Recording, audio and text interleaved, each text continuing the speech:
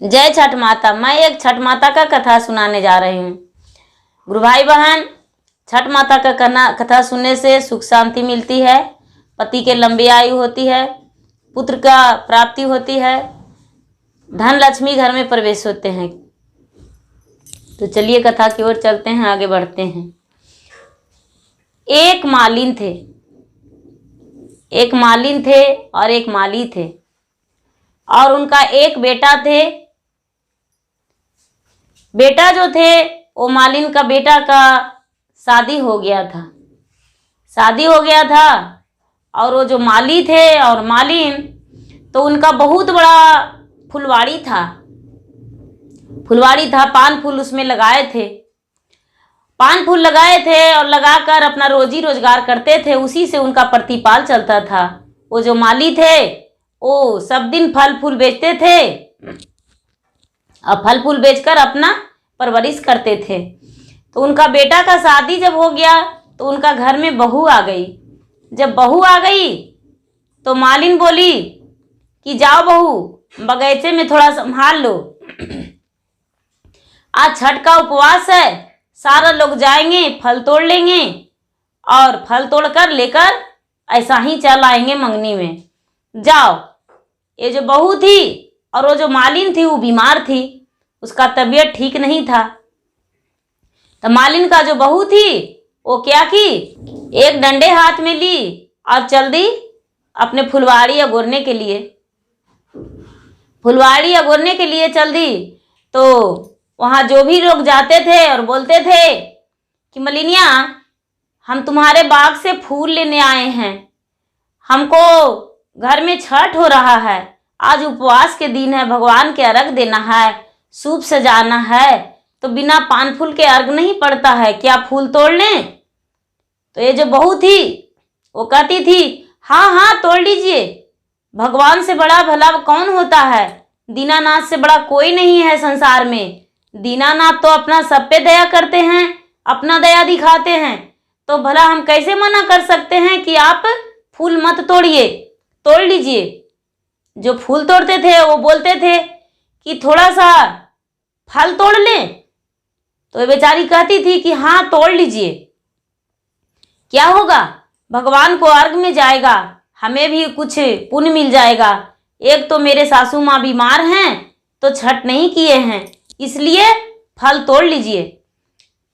दूसरा कोई भी उसी तरह मलिनिया से मांगने लगी और मालिन का बहू से। तो जो भी उसको बगीचा में गए सबका फूल और फल दान करते गई। जब फल फूल दान करते गई तो दोपहर का समय हो गया। तो छठ माता एक बच्ची के रूप में उसके पास गए, एक बालक के रूप में गए और कहने लगे, उनके साड़ी धर लिए और साड़ी धर के और कहने लगे कि हमें भी फूल दो, हम भी फूल लेने आए हैं, हमें फूल दो और फल दो। ये जो मलिनिया के बहू थी वो बोली कि क्या चीज में ले जाइएगा, आप तो बहुत छोटी हैं, कौन छठ कर रहे हैं? वो बोले कि छठ कौन करेगा, छठ तो हम खुद ही छठी हैं, तो छठ कौन करेगा, मैं खुद छठी हूँ, षष्ठी के दिन आज मेरा ही अर्घ पड़ता है, मुझे फूल दो। ये जो मलिनिया थी, मलिनिया का बहू, वो बात को समझी नहीं और फूल को तोड़ ली और तोड़ के और उनको बोली अपना फराक फैला लो, हम तुम्हारे फराक में दे देते हैं। उनका जो फराक पहनी हुई थी वो फराक में मलिनिया फूल दे दी। तो वो जो छठ माता थे दूर 4 डेग बढ़े और वहां से गायब हो गए, छपित हो गए। फिर कुछ देर में 2-4 लोग गए और कहने लगे हमें फूल दो, फल दो। तो फूल फल फिर और लोगों के मलिनिया दे दी। फिर वो जो छठ माता थे वो फिर गए एक औरत के रूप धर के और जाकर कहने लगे कि अरे मलिनिया, तुम्हारा जो सास है इतना कंजूस है कि गिरा हुआ फूल को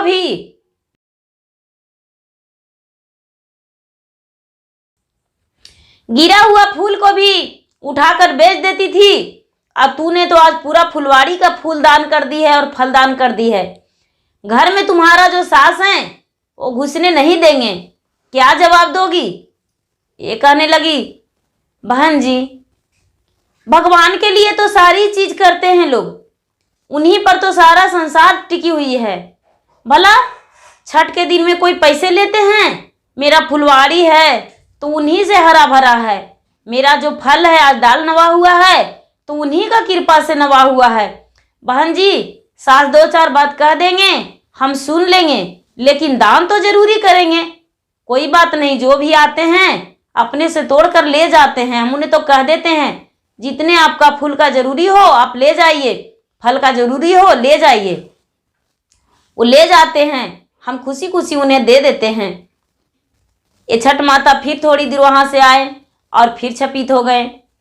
मलिनिया का बहू का शाम हो गया।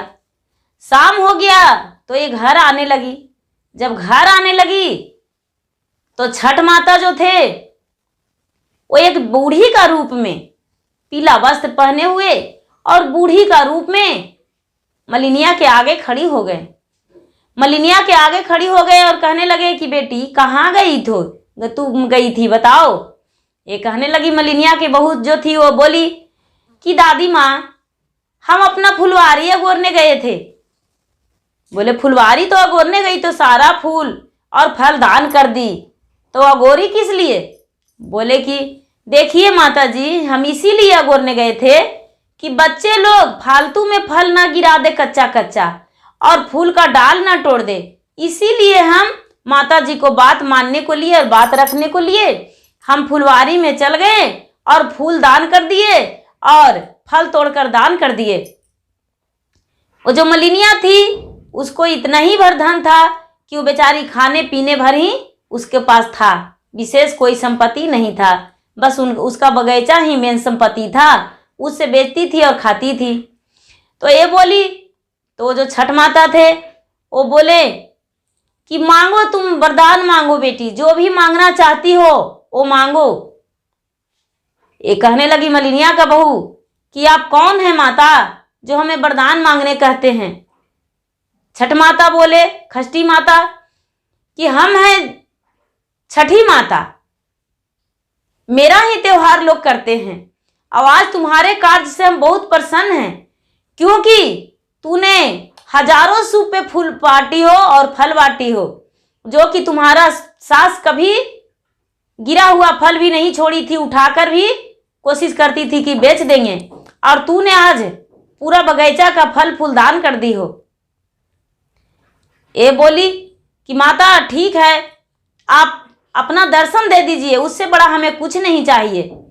ये जो छठ माता थे वो अपना रूप में आ गए, अपना रूप में आ गए, पूरा मुकुटधारणी और ब्रह्मचारिणी बन के और खड़े हो गए पीले वस्त्र में खड़ी हो गए और खड़ी होकर और कहने लगे कि देखो मेरा रूप। ये जो मालिन का बहू थी वो चरण में लिपट गई और अपना सर पटक दी उनके चरण पे। जो छठ माता थे वो मुख भरा आशीर्वाद दिए और सौभाग्यवती भवा कहने का, पुत्रवती रहने का उसको आशीर्वाद देकर हाथ पकड़ के उठाकर बोले कि मांगो वरदान।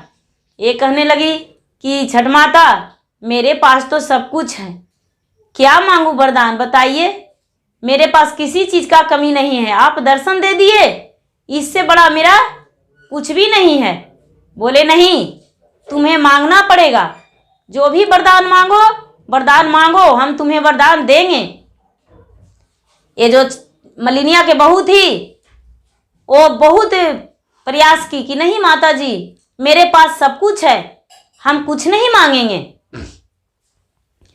ये छठ माता बोले कि कुछ तो मांगना पड़ेगा, पहले बताओ, हम ही तुम्हें बताते हैं कि क्या मांगोगी।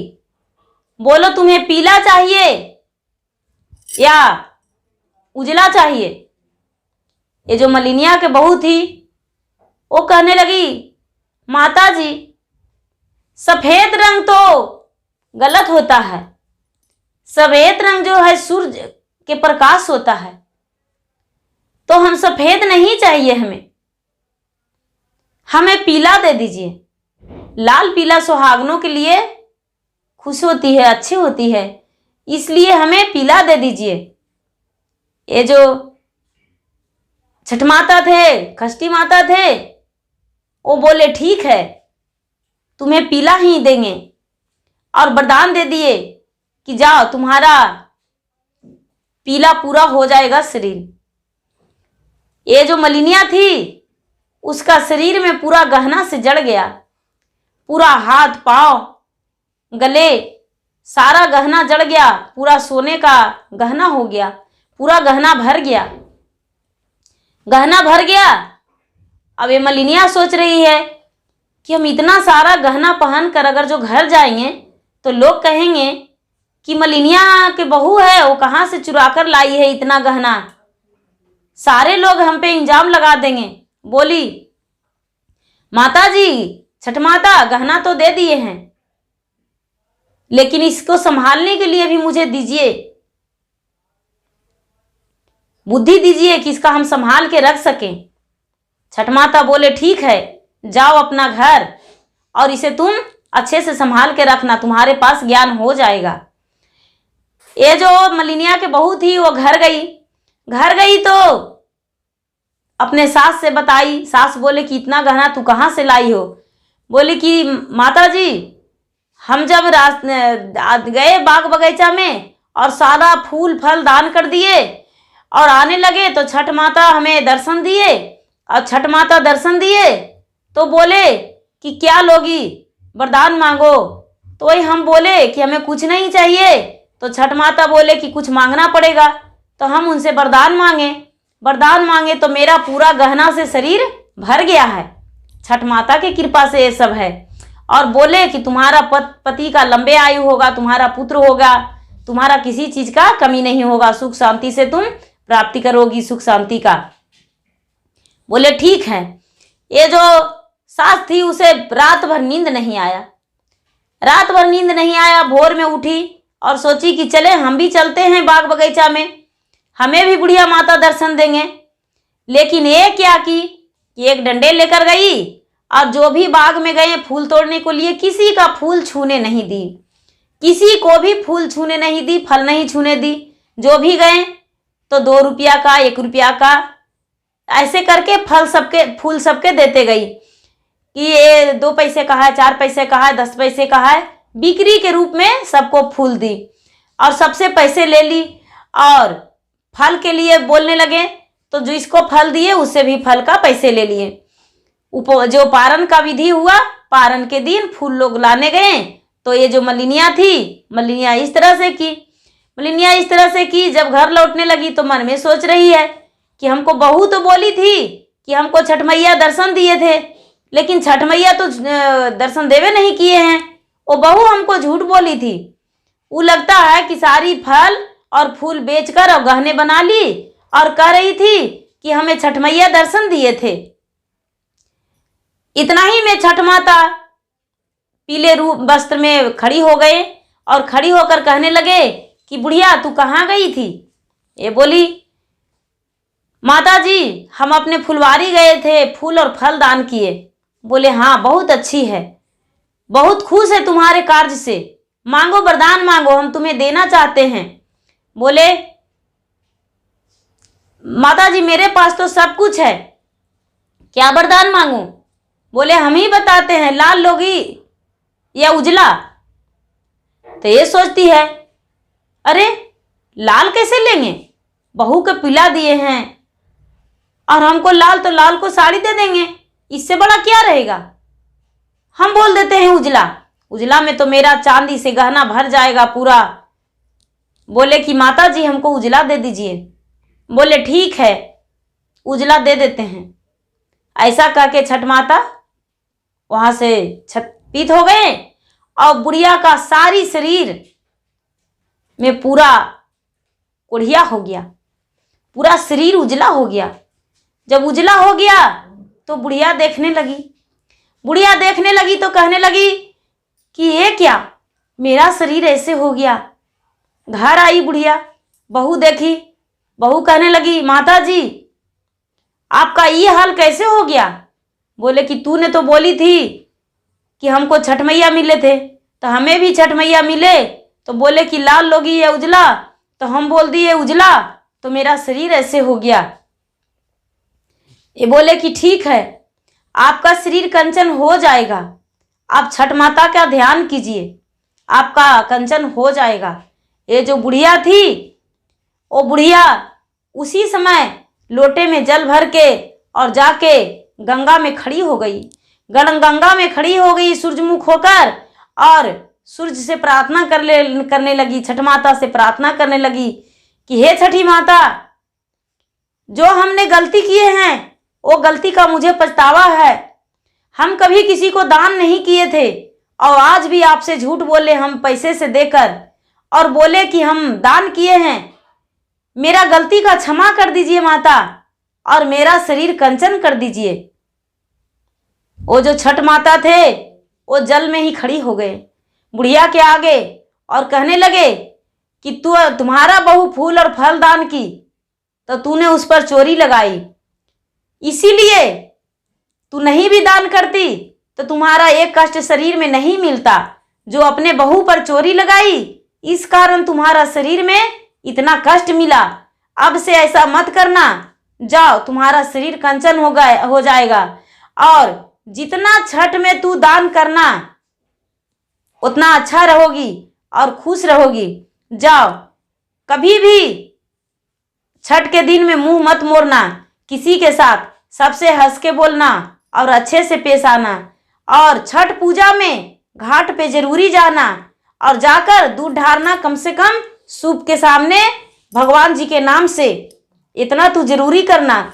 जो तुम्हारा पुत्र दूध ढारता था तो तूने कहती थी कि दूध तो तू फालतू में गंगा में बहा रही हो, उतना दूध खा लेता तो तुम्हें शरीर में जान मिलता, ताकत मिलता। तुम्हें ताकत का पड़ी था, फल का नहीं, पुण्य का नहीं। अब से ऐसा मत करना। वो बुढ़िया का उस दिन से ज्ञान हो गया, और वो भी छठ व्रत करने लगी और दान पुण्य करने लगी। जय छठ माता।